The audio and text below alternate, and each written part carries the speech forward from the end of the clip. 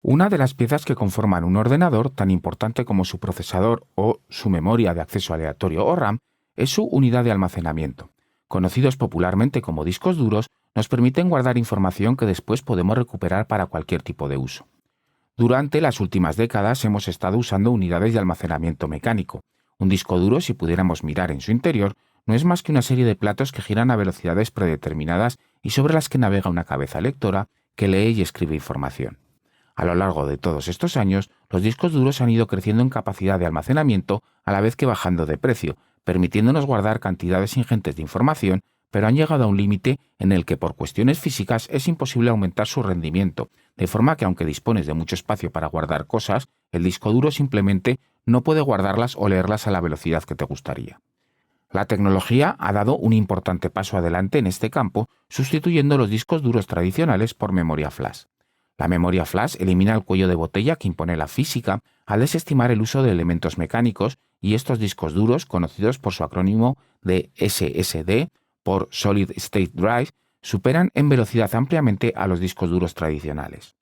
La desventaja de los discos duros basados en memoria flash es su limitación de capacidad. Mientras que los discos duros tradicionales son capaces de llegar a capacidades de hasta 4 terabytes actualmente, los discos duros SSD tienen un coste mucho mayor por megabyte, por lo que, por el mismo precio que un disco duro tradicional, se tiene mucha menos capacidad de almacenamiento a pesar de que son considerablemente mucho más rápidos. Un SSD es el equivalente, en el mundo del motor, a un coche deportivo en términos de almacenamiento. Cuando te vas a comprar un deportivo, echas un vistazo largo y tendido a todos los modelos disponibles y revisas cada una de sus características, desde el motor, pasando por los extras y complementos, garantías o consumo. Una vez has decidido qué coche se adapta a tus necesidades o tus querencias y a tu presupuesto, lo compras, te sientas delante del volante y de repente surge una pregunta. ¿Cómo se conduce un deportivo? ¿O lo tengo solo para presumir? Pues al igual que con los coches, con los SSD ocurre lo mismo. ¿Cómo se conduce un SSD para sacarle el máximo partido? El problema del SSD es que es el epítome de la obsolescencia programada y no por culpa del fabricante, sino por la tecnología inherente al dispositivo. Un SSD está construido sobre memoria flash y cada uno de esos chips que suman el almacenamiento total del disco está lleno de celdas de memoria. El problema es que esas celdas tienen una vida limitada, es decir, solo pueden escribirse un número limitado de veces, lo que implica que la vida útil de un SSD depende mucho de cómo lo utilicemos, además de las tecnologías subyacentes que tratan de estirar la vida útil del mismo. Como estamos hablando, antes de empezar, de un dispositivo que tarde o temprano morirá por las limitaciones de la tecnología, lo primero que tenemos que tener muy claro es que cualquier SSD que no pueda ser reemplazado, porque está soldado en placa, por ejemplo, implica que estamos atando la vida del dispositivo que lo porta a la duración del mismo. Así que la primera regla para aprender a utilizar un SSD es simplemente no comprar nada que no pueda ser reemplazado.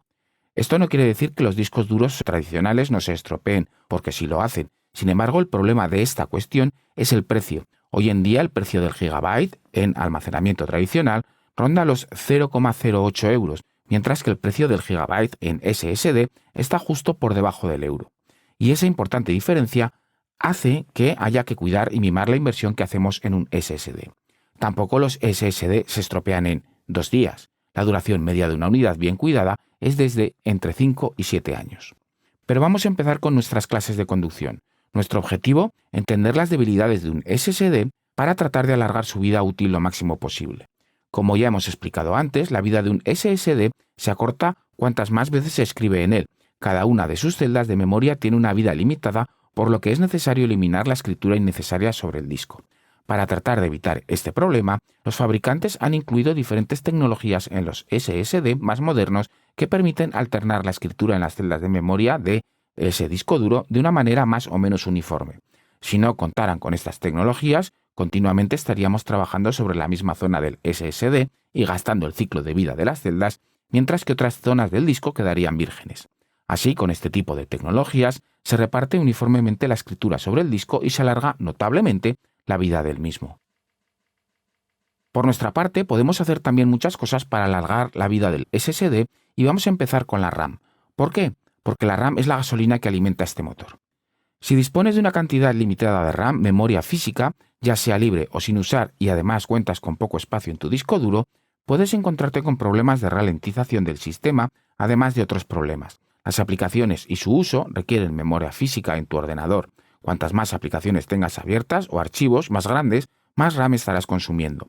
Para usar eficientemente la RAM de la que dispones, especialmente si es poca, todos los sistemas operativos utilizan un sistema de memoria virtual que tiene una actividad esencial que es el paging de la misma.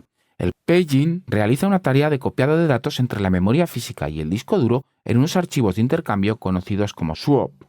Swap es el espacio de intercambio en una zona de disco, un fichero o partición que se usa para guardar las imágenes de los procesos que no han de mantenerse en memoria física. A este espacio se le suele llamar swap, del inglés intercambiar. La mayoría de los sistemas operativos modernos poseen un mecanismo llamado memoria virtual que permite hacer creer a los programas que tienen más memoria de la disponible realmente, por ejemplo 4 GB en un ordenador de 32 bits. Como en realidad no se tiene físicamente toda esa memoria, algunos procesos no podrán ser ubicados en la memoria RAM. En este caso es cuando es útil el espacio de intercambio. El sistema operativo puede buscar un proceso poco activo y moverlo al área del intercambio, que es el disco duro, y de esa forma liberar la memoria principal para cargar otros procesos. Mientras no haga falta, el proceso extraído de la memoria puede quedarse en el disco, ya que ahí no gasta memoria física. Cuando sea necesario, el sistema vuelve a hacer un intercambio, pasándolo del disco a memoria RAM. Es un proceso lento comparado con usar solo la memoria RAM, pero permite dar la impresión de que hay más memoria disponible.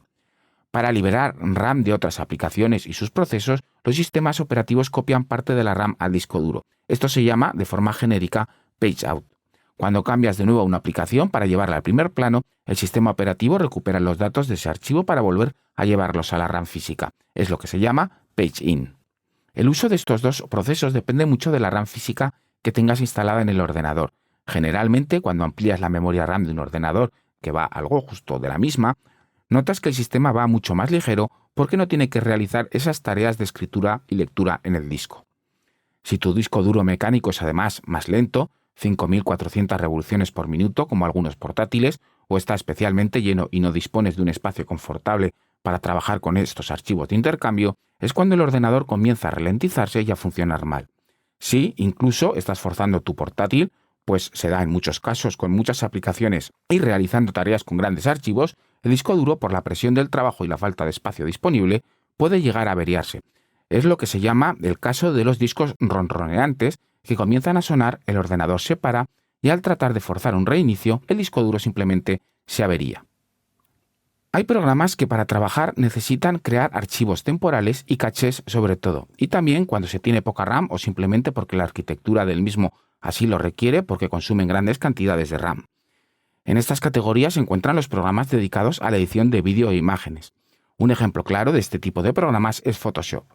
En las preferencias de Photoshop hay una opción que se llama rendimiento, que nos permite, primero, asignar una cantidad específica de memoria al programa y todo lo que sobrepase esa cantidad de memoria irá a un archivo temporal, y segundo, elegir los discos duros de memoria virtual.